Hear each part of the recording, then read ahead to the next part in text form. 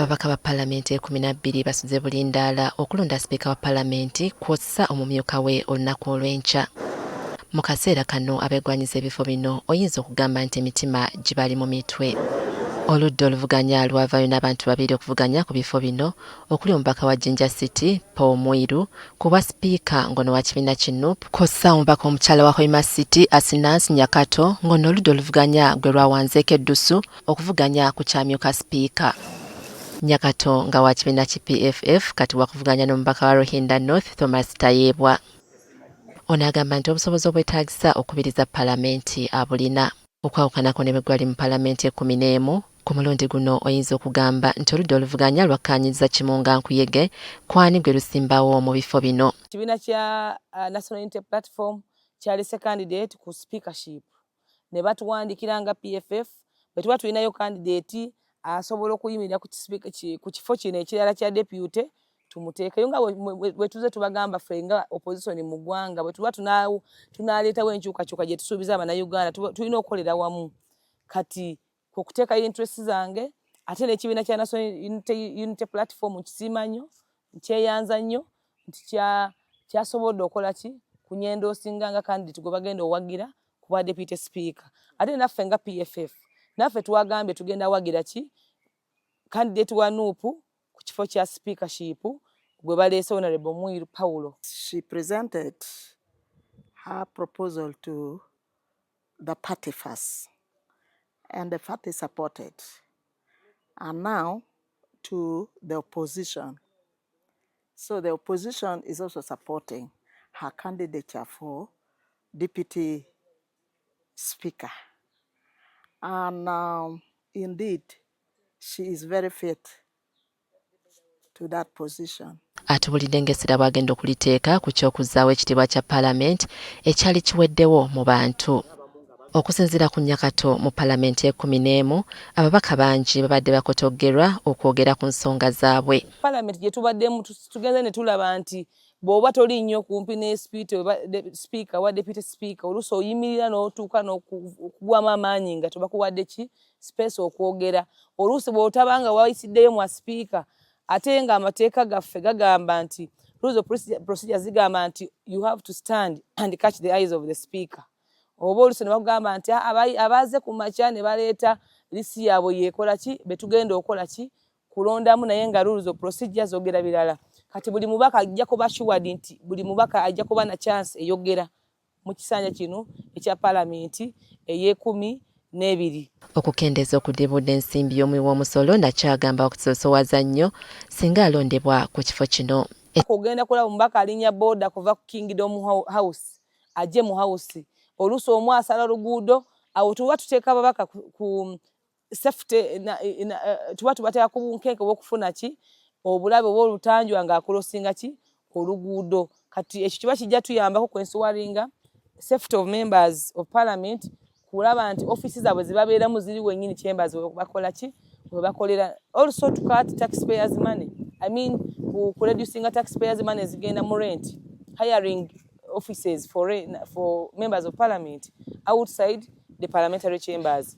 Ebyo ngenda biteekako nnyo maani. Ekifaananyi kya Paalamenti kyonoonese nnyo olw'obuli bw'enguzi wabula Nyakato agamba nti ng'akutte entebe y'amyuka sipiika wakufuba okulaba ng'akirongoosa. Muze mulaba President w'eggwanga wa State of National Address yagwa ne bwe bali basoma budget ng'agamba waliwo corruption ku Paalamenti.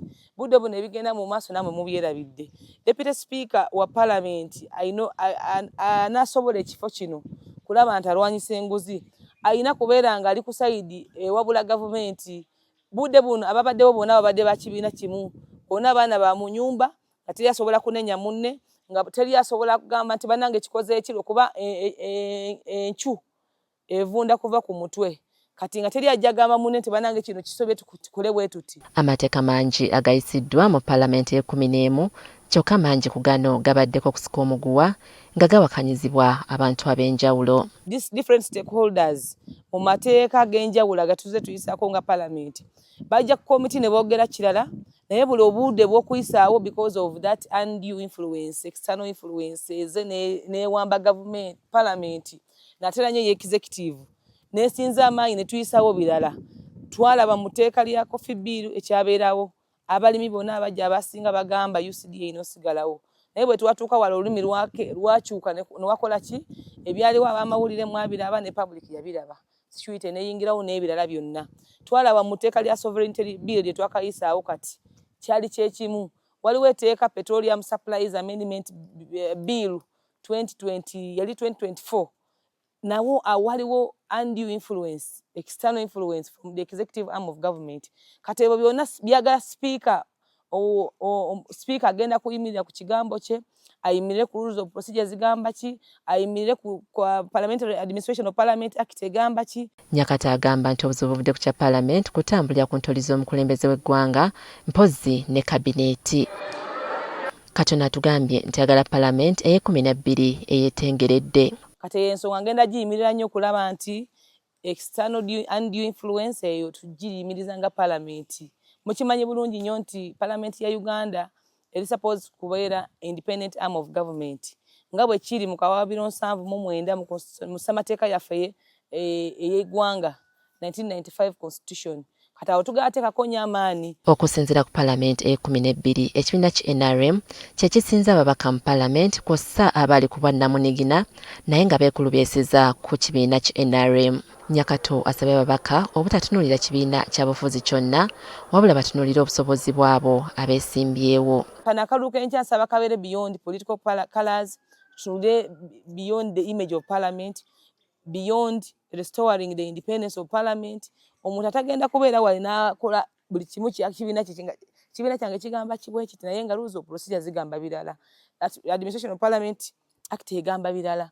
Constitution egamba birala. Kati awo oyo omukulembezi bwe musaanidde okulonda enkya ate nga bwe tubagambe teri munno agenda kulaba nti watikinze Nyakato wa opposition. Bwe tunuulira agenda ogambe mu babaka bano abayimiriddeko ku deputy speaker bwe mandaba bwe ntunuuliramu ku byebyo byonna bye mbagambye omukyalo ono akisaanidde kati ozibirize amaaso go ogambe kati wano kantiikinga eki Nyakato tontiikinga ku lw'ekibiina kyendi mutiikinga ku lw'obusobozi bw'okoze eki bonaabo ndabyemu enkya tusobole okunuulira palamenti yaffe. Okusinziira ku nsonda enneekusifu erinnya lya Nyakato lyakuleetebwa omu ku babaka okuva mu kibiina ki NUP olwasembebwe omu ku babaka okuva mu kibiina ki PFF ono mwava Freedom Party PFF. We want